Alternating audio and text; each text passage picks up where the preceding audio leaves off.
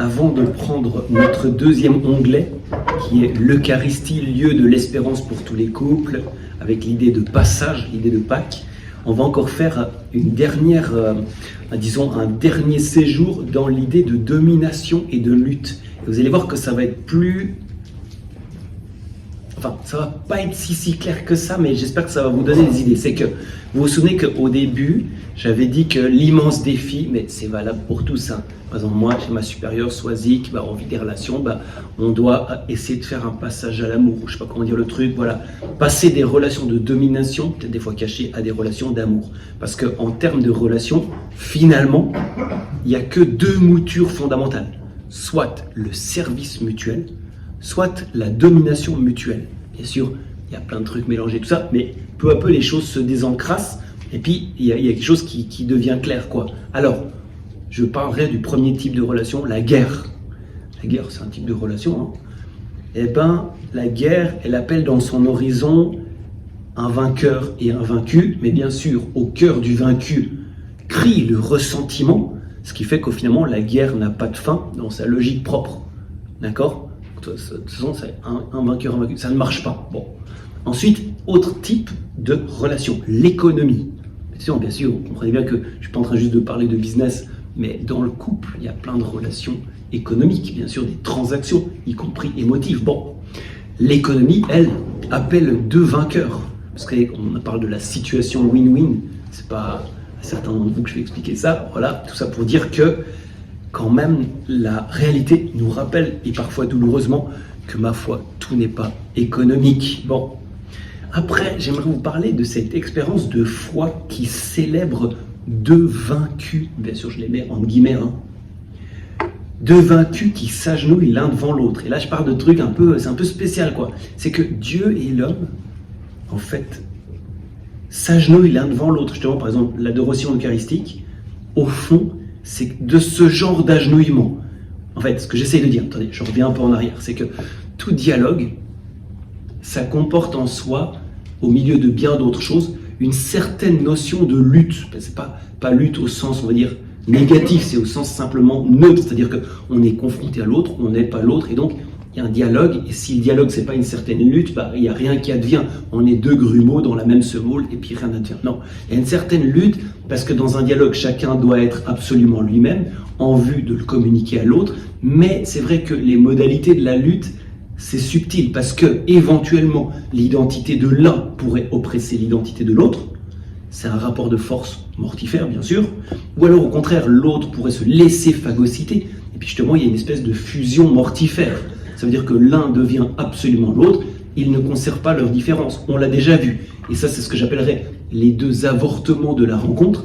Premièrement, l'antagonisme qui progresse jusqu'à la guerre mondiale, y compris dans le couple, bien sûr. Ou la fusion qui immobilise, vous savez, jusqu'au zéro absolu. Tout est réciproquement. Et en fait, rien n'est, on va dire, en dialogue. Bon. Mais disons que lorsque la lutte a lieu jusqu'au bout, la grâce peut advenir d'une certaine façon. L'altérité peut connaître tous ses fruits. Si vraiment deux êtres vivent le dialogue jusqu'au bout, il y a quelque chose de nouveau qui peut advenir. C'est un peu foireux comme je vous l'explique, vous allez comprendre. Par exemple, vous connaissez cette histoire de Jacob dans la Bible, là, Jacob qui lutte avec l'ange? Plus ou moins? D'accord. Vous voulez que je vous raconte vite fait? Ouais. Alors, en gros, on va dire, Jacob, c'est l'histoire complètement banale de deux frères qui s'aiment pas, et puis qui luttent à peu près pour l'héritage, c'est le truc qu'on voit dans la rue tous les jours. Et puis en fait, ils se sont du coup séparés stratégiquement pour ne pas se faire la guerre mondiale. Et puis du coup, Jacob, il vit sa vie, il arrive plein de trucs, vous lirez, hein, ça commence à Genèse 27, ça vaut vraiment le coup. Et on en arrive à Genèse 32 avec un épisode vraiment du plus mystérieux, mais justement du plus profond aussi pour notre vie. C'est que Jacob reste seul. Or, il lutta avec un ange toute la nuit, ou avec quelqu'un, ça dépend un peu des traductions. Déjà, c'est trop bizarre, il est seul, mais en même temps, il lutte avec quelqu'un. Voilà, puis tu sais pas s'il lutte ou s'il danse, enfin, il y a un truc, il lutte toute la nuit. Et puis, à un moment, on devrait le lire, c'est bête, j'aurais dû prendre le texte, mais en passant. Un moment, disons, il sentait qu'il n'arrivait pas à prendre le dessus, donc finalement, il s'abaisse, il lui demande son nom. Puis l'autre aussi demande de le bénir. Puis, disons, à ce moment-là, on voit qu'il a cessé de s'insurger contre la rencontre, il a cessé de vouloir être le tyran de tout, mais il est d'accord de rencontrer.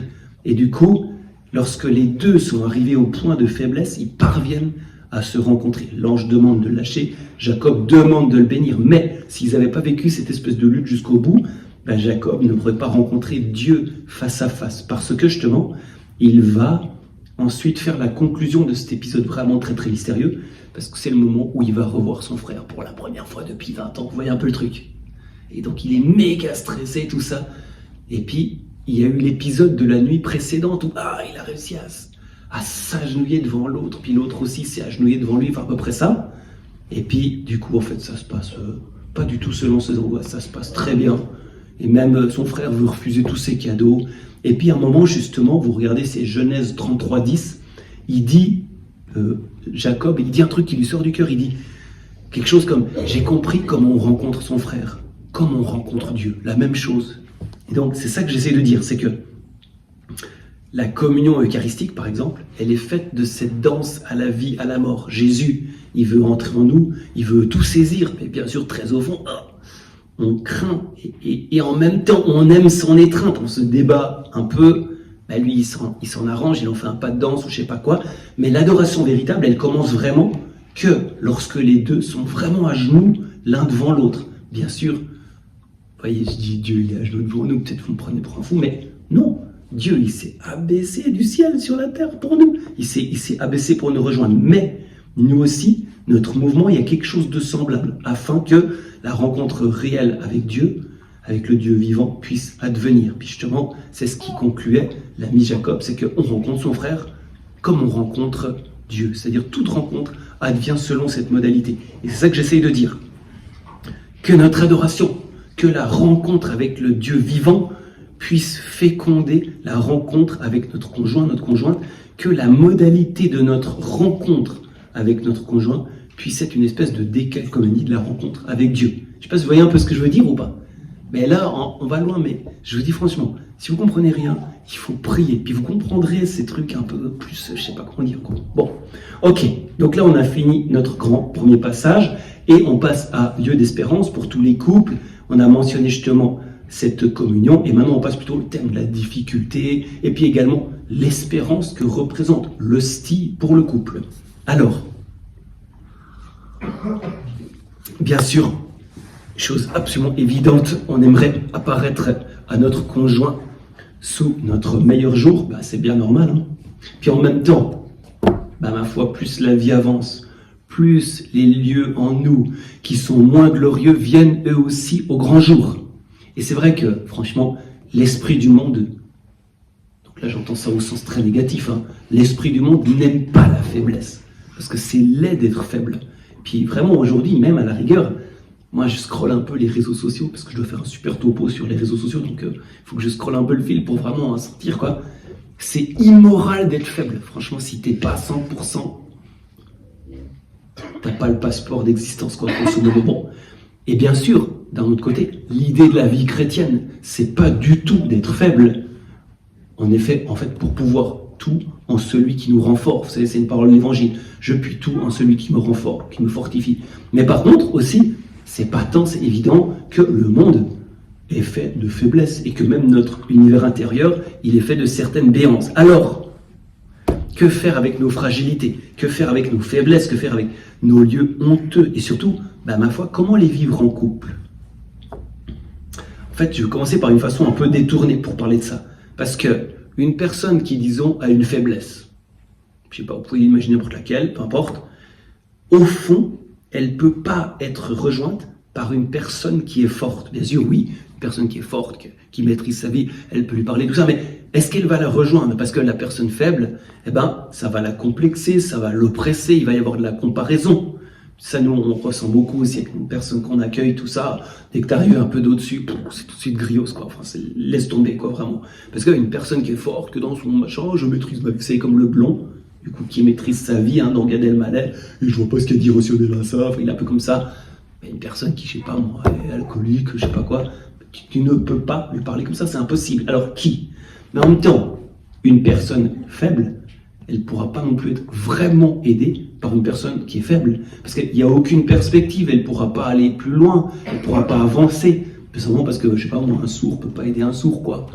Bon, le mieux, au fond, disons, ce serait de connaître quelqu'un qui a vraiment connu la faiblesse, mais qui possède vraiment à présent la force en elle. Qui? Voyez, vous maximisez ça, qui connaît la faiblesse absolue, qui connaît la force absolue, puis vous obtenez bien sûr le Seigneur Jésus, bien sûr, parce que c'est lui qui a reçu en lui toute la faiblesse, tous les péchés du monde, tout ce qui peut se penser d'innommable, et puis qu'il a assumé, pris sur lui.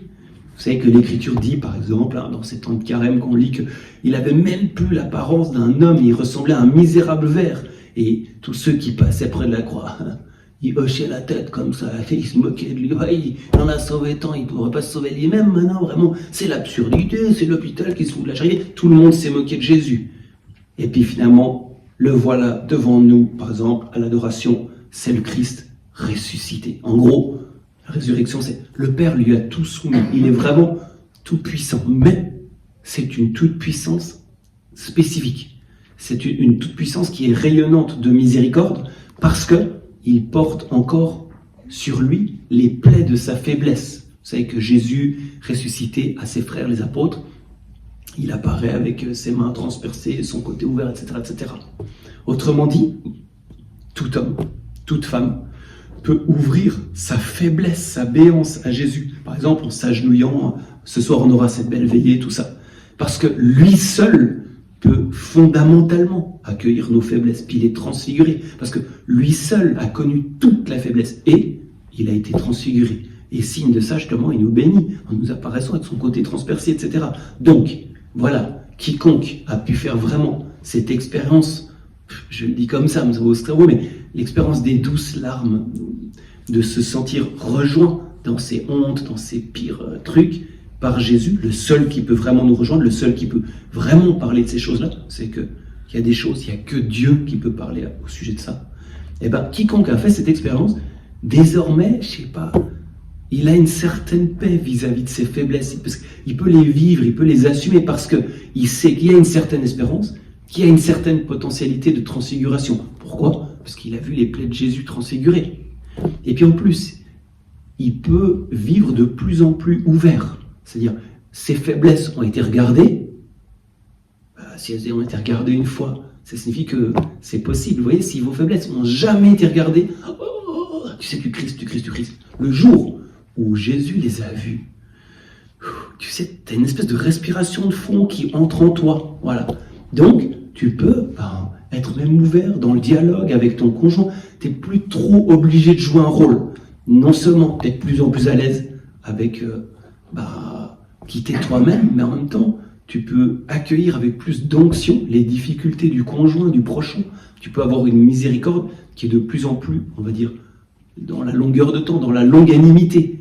Puis vous voyez ce que je veux dire, c'est que cette rencontre eucharistique, le fait que Jésus peut regarder ce qui devrait pas trop être regardé selon l'esprit du monde, ça fait que ça met un nouvel esprit en toi. C'est-à-dire que ton regard sur qui t'entoure, en fait, est nouveau. Voilà. Donc l'Eucharistie, c'est un lieu vraiment guérissant pour le couple, quoi. Puis c'est vrai que ce temps long, c'est comme quelque chose jusqu'à ce que tombent des trucs, des carapaces, tout ça. Par exemple, on avait connu une dame qui avait 10 ans un mari, oh là là, je sais pas comment dire ça, mais disons qu'elle priait beaucoup, c'était une dame assez introvertie, tout ça. Puis lui, au contraire, il se moquait toujours d'elle, j'appelais, ça sent le style, je sais pas quoi, des trucs du style, ça rend... Voilà. Et puis lui, il était très très cynique à son propos, tout le temps, quoi. Puis bon, en plus, il avait lui des problèmes d'alcool sur lesquels il avait la peine avec Lucille, tout ça. Puis elle priait. Et puis en même temps, elle a cru en lui d'une certaine façon. Voilà, elle a continué, quoi. Et puis lui, à un moment, il a déclaré un cancer, puis tout d'un coup, vraiment, il a diminué dans ses capacités, tout ça. Puis tout d'un coup, je sais pas, il a dû faire un cap dans ses faiblesses, puis il s'est montré sous son vrai jour, puis même à la rigueur, il commençait à prier avec elle le chapelet, alors que nous, on l'avait toujours connu comme ça, quoi. C'était vraiment incroyable, je sais pas pourquoi, là. la carapace, en fait, est tombée, il la respectait, et puis, je sais pas, il devait avoir une grande peur du qu'en dira-t-on, puis à un moment, quand justement ta faiblesse a été vue, je sais pas comment dire, ou que tu t'es permis de la regarder en face, justement, il y a un truc qui tombe, puis éclot quelque chose de tout nouveau, une vraie personnalité qui est plus douce que les murs qu'on a construits. Et le gars est mort 10 jours plus tard. Puis elle a halluciné, mais c'est vrai qu'elle a eu cette patience, puis il était toujours dans la hargne, le gars, tout ça. Puis après, les derniers 10 jours, le paradis. Bon, voilà. Tout ça pour dire que des fois, c'est quand même spécial. Alors, maintenant, on passe au point l'Eucharistie comme passage, comme possibilité de faire un pas. Parce que, bien sûr, excusez-moi, je retombe dans mon terrible travers de banalité absolue. Je suis sûr que dans votre pratique de couple, vous avez compris, parfois peut-être peu à peu, qu'il y a une nécessité profonde et difficile qu'on pourrait nommer ainsi le passage. On ne peut jamais rester en homéostasie. On ne peut pas en rester toujours là où on en était le lendemain de notre mariage, bien sûr. Il y a des caps à passer, etc., des changements de dimension à vivre. Puis en même temps, franchement, on ne peut pas non plus se réinventer sans fin. Et puis c'est des tournants qui demandent beaucoup d'énergie de couple. Vous savez, sur les réseaux sociaux, justement, c'est ça qui est rigolo, c'est faut toujours se réinventer, machin, puis à la fin, t'es fatigué, quoi. J'aimerais bien me réinventer en moins fatigué. Non, mais bon, voilà, quoi. Je vous fais une blague complètement nulle, d'ailleurs, en passant. Ça demande du couple. Non, mais c'est nul, pardon, excusez-moi. Le couple, c'est pas en passant, on s'en fout. Voilà. Oui, c'est le couple, le moment, ouais, c'est important. Mais c'est vrai que, par contre, faites vos mues, merci beaucoup, faites vos changements, faites vos trucs de paradigme, machin, tout ça, selon la nouvelle méthode, je sais pas quoi. Mais à la fois, si c'est artificiel, ça ne change rien profondément. On tente de dépasser des paradigmes qui nous semblaient à juste titre trop courts. Et puis parfois, justement, la désillusion, elle peut entrer parce qu'on se rend compte que, malgré le fait qu'on se réinvente, on est au fond toujours dans le même type de dialogue, dans le même type de va-et-vient, dans le même genre d'action-réaction. Donc, comment faire un saut qui soit qualitatif? Comment approfondir en vérité la vie de couple? Où trouver la source d'un vrai passage, d'un vrai seuil? Et justement, voilà, le point où j'en viens, c'est que l'Eucharistie est le sacrement du passage. Et je trouve que c'est un point sur lequel la prédication est trop peu fréquente. Parce que, comme je vous l'ai dit plus haut, c'est pas, disons, quand vous recevez l'Eucharistie, c'est pas Jésus statique, c'est toute la vie de Jésus, sous toutes ses dimensions, sous toutes ses facettes, sous toute son histoire. Donc, là, vous savez, le peuple hébreu, il a vécu un grand passage lors de l'épisode de la mer Rouge, la traversée du désert, tout ça, on appelle ça la Pâque. Donc, Pâque, ça veut justement dire passage, donc on va célébrer Pâques, passage. Et en plus, hébreu, le mot haïvrit, ça veut dire ceux qui traversent. C'est pareil, c'est l'idée de passage, quoi. Eh bien, toutes ces Pâques que les Hébreux ont vécues, elles sont récapitulées dans toute l'histoire que Jésus a lui-même vécue. Et vous savez que Jésus, on l'appelle notre Pâque. Ça, vous connaissez cette définition? Dans certains chants, il y a le Christ, notre Pâque. Non, ça vous dit quelque chose? Bon, enfin, non, passons. Parce que Jésus, il ne traverse pas simplement une épreuve ou un danger dans sa vie. Il traverse fondamentalement le paroxysme ou l'absolu de l'épreuve, à savoir la mort. Vous savez que voir Jésus ressuscité, comme c'est le cas dans le style, eh ben, ça signifie aussi, disons, saisir qu'il a traversé la mort. En gros, quand on a Jésus devant nous, à la prière, on voit devant nous le vivant, mais qui a encore sur lui les traces de son passage douloureux. Donc, il a en lui tout ce qu'il faut pour traverser, pour faire un vrai passage. Lui, il peut nous donner cette espérance. Vous voyez, il nous attire, on va dire, dans son mode de vie. Comme diraient les jeunes, dans son délire. Voilà. Ouais, on est vraiment dans le même délire, si tu veux. Voilà, ce serait bien d'être dans le même genre de choses que Jésus, parce que l'idée profonde de Jésus, c'est de vivre dans l'esprit du Père le passage de la mort à la vie. Donc tu cherches un lieu d'où commencer ton passage, tu cherches le trampoline du passage, tu communies à la Sainte Hostie, parce que tu deviens une personne capable d'une certaine traversée. Voilà.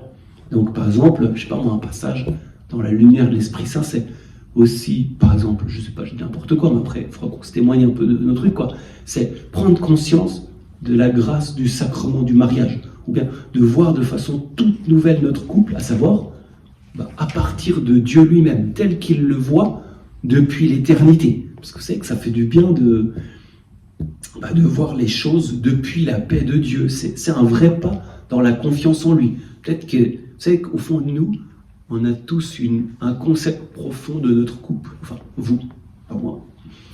C'est-à-dire, au fond, on a un certain mot qu'on met dessus, c'est pas un mot explicite. Puis tu vois, quand ce mot évolue, puis par exemple tu le verrais plus comme Dieu le voit, voilà, là c'est déjà une Pâque, quoi. Voilà. Puis c'est vrai que quand tu fais genre un pas, après tu as la notion du pas. Vous voyez, c'est un vrai début existentiel, parce que quand tu sais que tu as pu faire un pas dans l'amour, dans la largeur de ton amour, dans la profondeur de ton amour, tu peux de nouveau avoir en vue l'amour, parce que tu sais que le pas existe, quoi. Puis du coup, voilà, dès que tu es dans ce sens, tu es armé à faire d'autres pas, tu peux creuser plus profondément. C'est pour ça que, justement,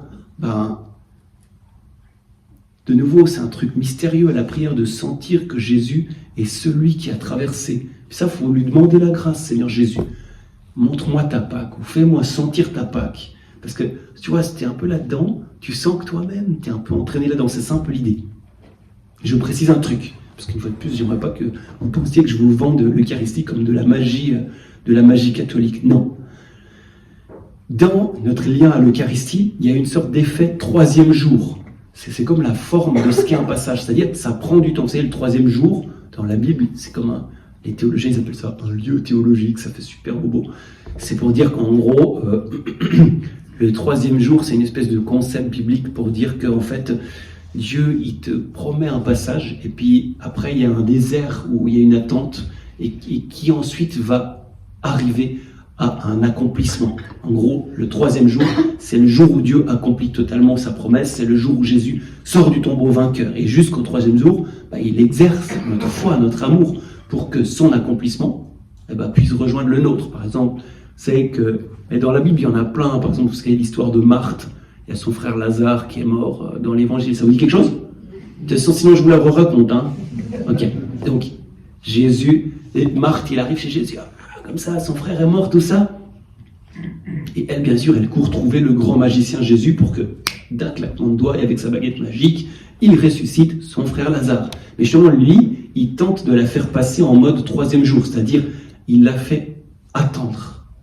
Parce qu'il y a une vraie histoire de Dieu là-dedans, et il y a une vraie foi à fonder en Marthe aussi. En fait, c'est vrai que c'est pour ça qu'il ne faut jamais mépriser quand Dieu vous fait attendre. Et ça, vraiment, il y a l'effet troisième jour, c'est observable dans toute la Bible, lorsqu'on est amené à accepter que c'est pas tout de suite, c'est au futur, c'est une promesse, c'est pour plus tard. Il faut avoir la foi, il faut marcher dans le désert, etc., etc. Puis voyez, je dirais ceci, c'est que Jésus, il est en ce sens notre sauveur. Je le dis aussi par rapport à la vie de couple, parce que je ne sais pas si vous connaissez la différence entre un sauveteur et un sauveur. Le sauveteur du couple, par exemple, typiquement ce que je vous disais avant, c'est que j'ai tapé sur mon browser comment booster mon couple, puis c'est trop marrant, vous avez à peu près toutes les versions en 10 items, quoi. Enfin, c'est super drôle. Le sauveteur, l'idée c'est qu'il te perfuse de la vie pour te maintenir en vie.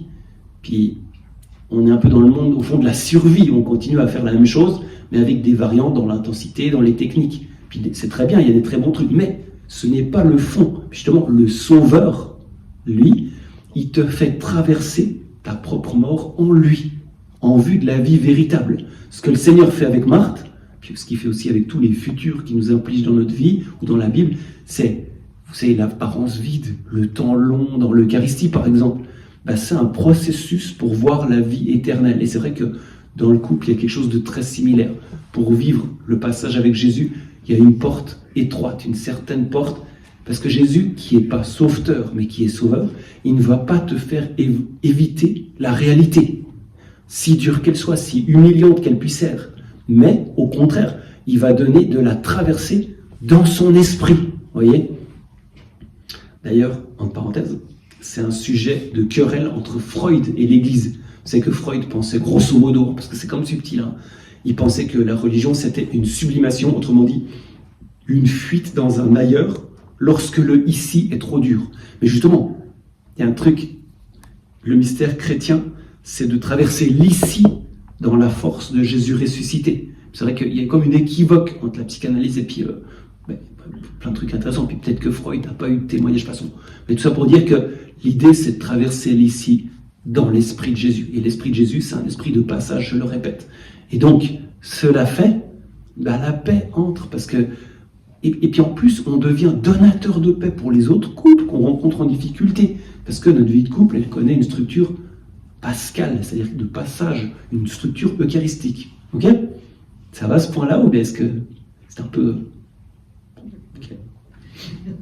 Alors, là, on arrive à un onglet, l'Eucharistie, comme espérance de l'amour. Parce que la grâce de la présence eucharistique, c'est ce que j'essayais d'expliquer avant avec la parousie, mais malheureusement, je pense que c'était pas très très clair. Disons, je sais pas si ce sera plus clair maintenant, en plus, c'est ça le pire, quoi. Bon, courage, Seigneur, aide-moi, au secours. Je dirais ceci, je vous donne un résumé de l'Eucharistie, je suis sûr que ça va pas vous plaire, mais courage. L'Eucharistie, c'est demain pour aujourd'hui. Ça veut dire, c'est l'hostie, c'est Jésus vainqueur. C'est-à-dire, tous les temps, tous les problèmes, toutes les choses, tout en lui est déjà, disons, pacifié dans la paix de Dieu. C'est la plénitude des temps dans la finitude de notre actualité. Ça veut dire que c'est le rayonnement parfait de Dieu dans notre aube, ou bien c'est la pointe incandescente de l'histoire dans notre époque, ou bien c'est l'Apocalypse au XXIe siècle. L'Apocalypse, c'est la finalité, c'est la fin de toute chose, mais la fin au sens positif. C'est-à-dire que Jésus est la présence, même dans notre absence, ou bien c'est notre pauvreté qui est visitée doucement par la richesse. En gros, dans l'Eucharistie, alors c'est ce que j'essayais de dire, c'est que on a le final, la ligne d'arrivée, on a on dit la fête de fin d'année, ou je sais pas comment dire le truc. Mais en tout cas, déjà dans l'Eucharistie, tu peux contempler ta vie d'épouse ou ta vie d'époux en plénitude, parce que tu as le final dans l'Eucharistie. Puis du coup, tu vois, ça te donne l'espérance. Tu as devant toi, ou tu as en toi dans la communion, celui qui a la plénitude de l'époux, Jésus ressuscité. En lui, les noces sont accomplies. Puis, ça, une fois encore, hein, peut-être ça vous laisse un peu... Mais en même temps, vous voyez, si vous demandez au Seigneur de vous donner un peu un goût de la fin, de la gloire, ou de votre couple accompli, puis vous voyez, ça donne une espérance. Vous voyez, l'espérance, c'est quand tu montes par exemple une montagne, tu galères un peu, tu transpires tout ça, puis à un moment quand tu as bien transpiré, tu regardes un peu vers le haut et tu vois déjà un peu le sommet. Et là, tu as une légère accélération. Je ne sais pas si vous voyez le truc, parce que tu vois déjà le sommet, ça te donne une espèce de petit tonus comme ça. En fait, c'est un peu ça l'idée de l'espérance. Ça veut dire que tu vois Jésus ressuscité, tu vois toute ta vie de couple, la noce parfaite, Jésus, l'Église. Tu vois, ça te fait quelque chose qui te dit, vas-y, tu peux avancer, quelque chose dans la confiance, dans l'espérance. Voilà.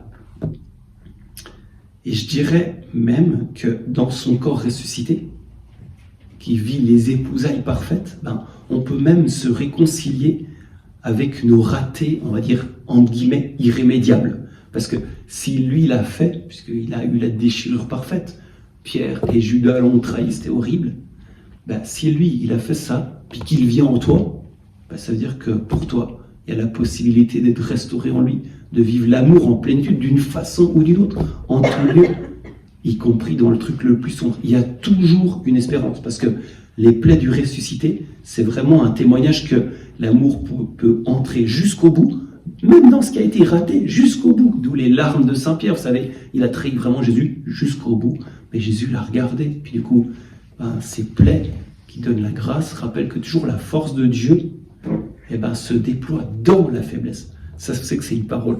Vous savez, comme je disais tout à l'heure, que ta volonté soit faite, c'est horrible. J'en ai une autre qui est horrible comme ça. Ça vous dit ou bien Alors, vous savez, c'est Saint Paul qui a un problème. Il arrive chez le grand magicien Jésus, il lui dit « J'ai un problème, j'ai une écharpe dans la chair. » Et qu'est-ce que Jésus lui répond, vous vous souvenez ?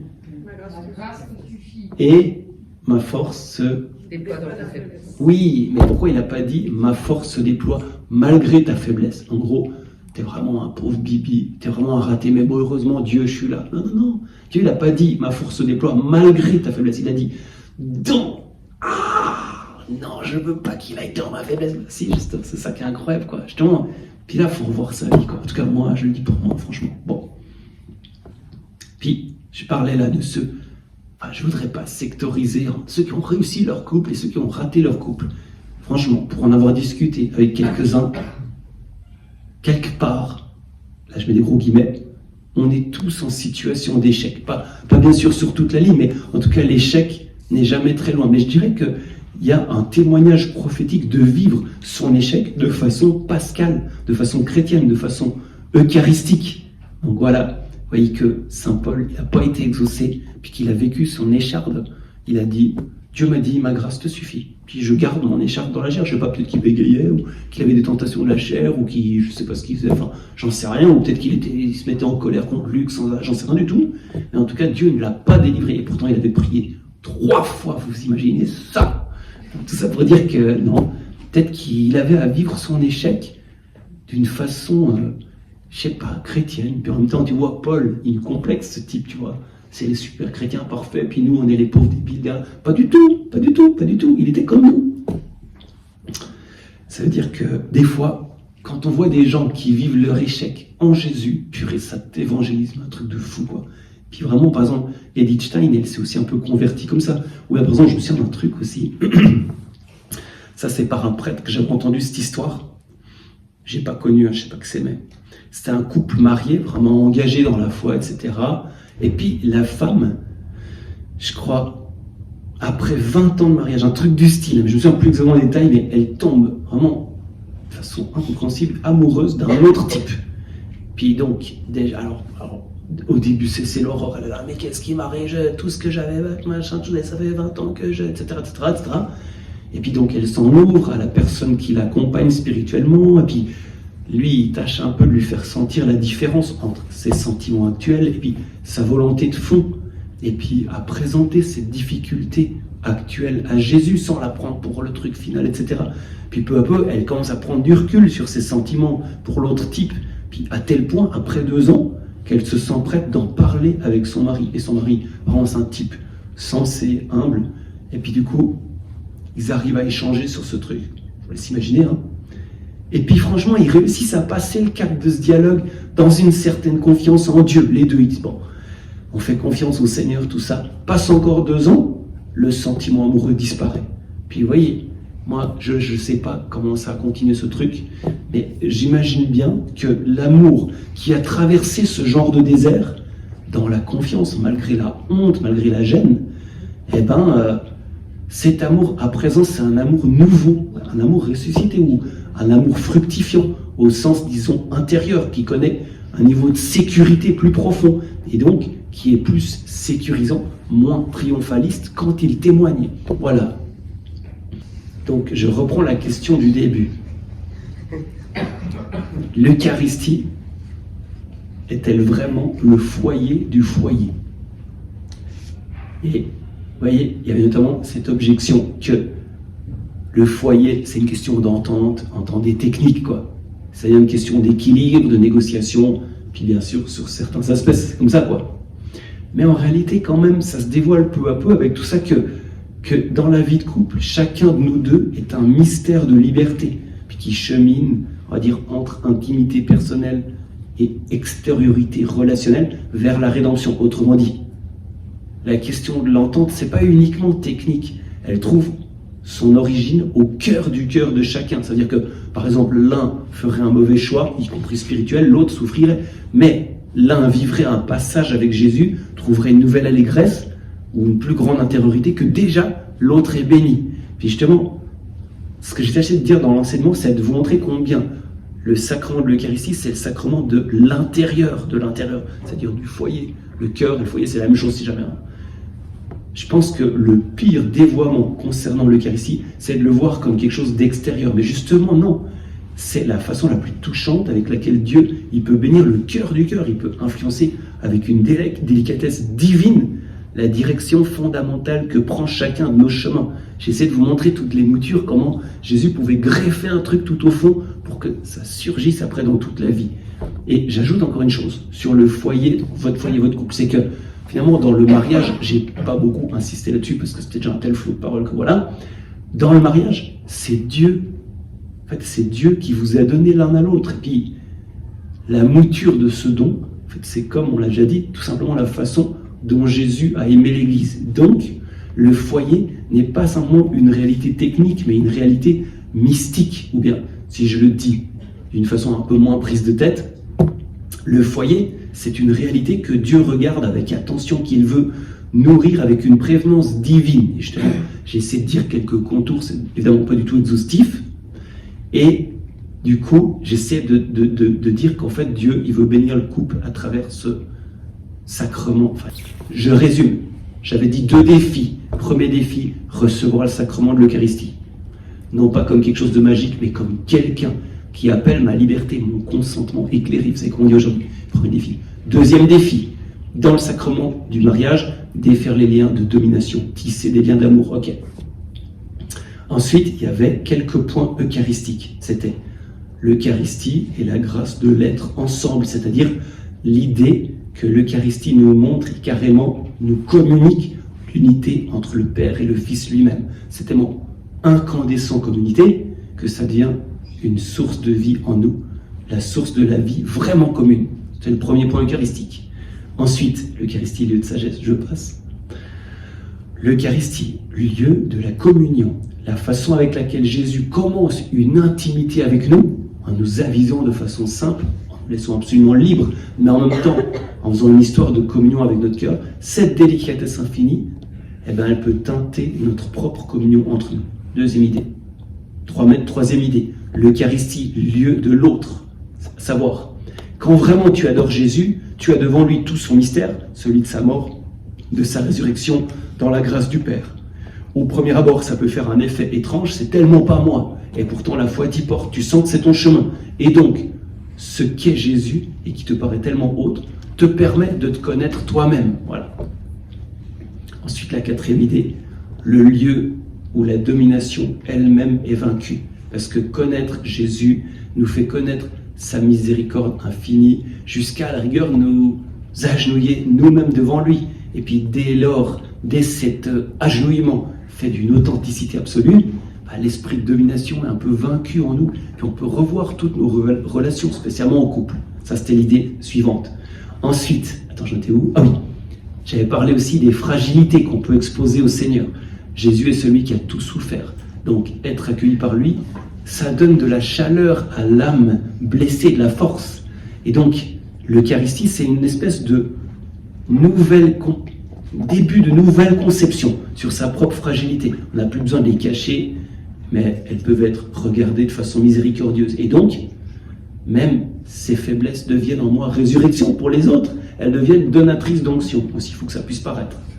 Ensuite, l'Eucharistie comme passage. Jésus est celui qui a fait le pas absolu. Il a traversé la mort. Il est entré dans la vie en plénitude. Pour dire en des termes humains, c'est un homme d'un courage et d'un engagement absolu.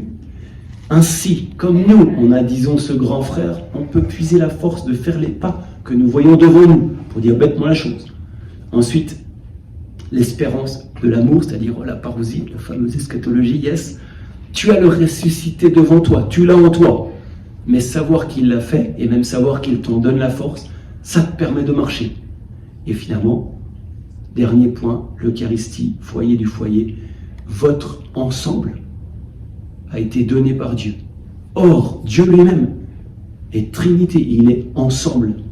Donc, il est foyer de toute communion véritable. C'était ça les idées. Ok.